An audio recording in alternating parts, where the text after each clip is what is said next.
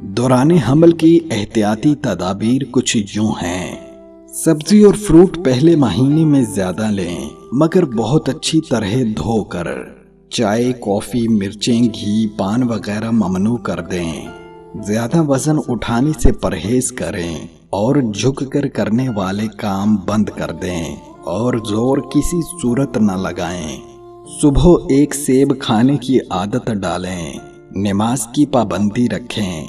सब्ज सब्जियां खाने में बढ़ा दें, क्योंकि इनमें आयरन की तादाद ज्यादा होती है, जो कि हामला खातून को ज्यादा चाहिए होती है।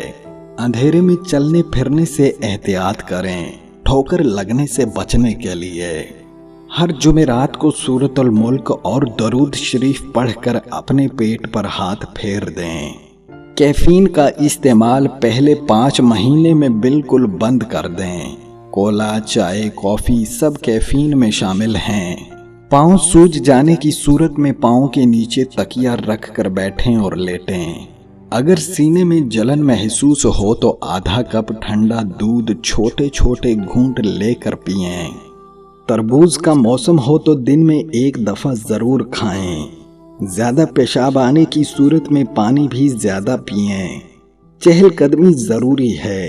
रोज 15 से 30 मिनट की चहलकदमी जरूर करें और तेज मसाले खाने में इस्तेमाल मत करें।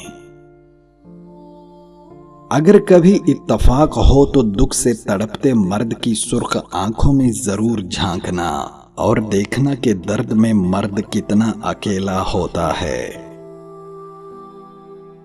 मोहब्बत में इंसान सब कुछ बर्दाश्त कर लेता है, लेकिन शिर्क बर्दाश्त नहीं करता।